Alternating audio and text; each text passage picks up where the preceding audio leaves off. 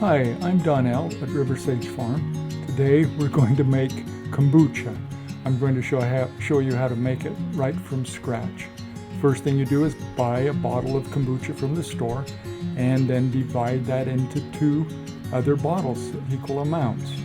After you've done that, then you're going to put in some sugar. I usually add 2 tablespoons for each half bottle.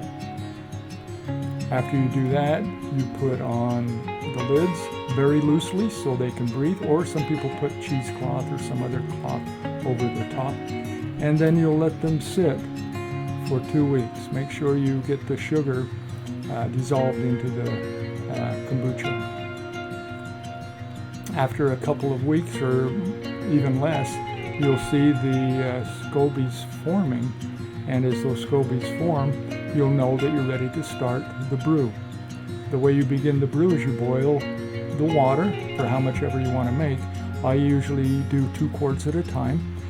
So I put 4 tablespoons of sugar in each quart bottle, then I pour boiling water on top of them.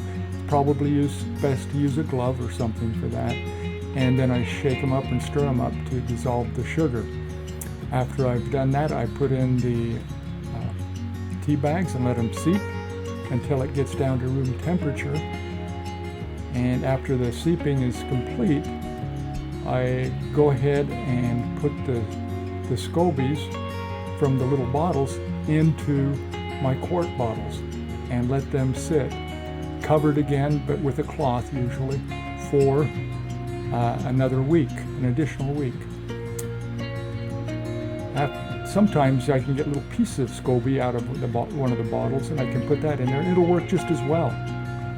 After a week, I can start bottling the kombucha. I take out the SCOBYs, I put them in a little cup or something, and put a little bit of brew on top to keep them wet.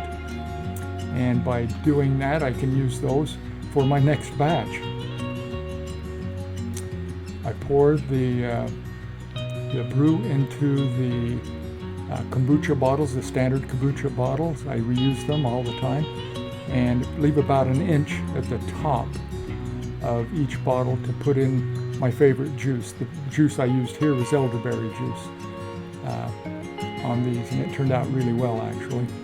So I fill the pitcher here, and by filling the pitcher, I put both of them in there, and I make sure that the mixes that work, one of them work better than the other. It kind of combines them.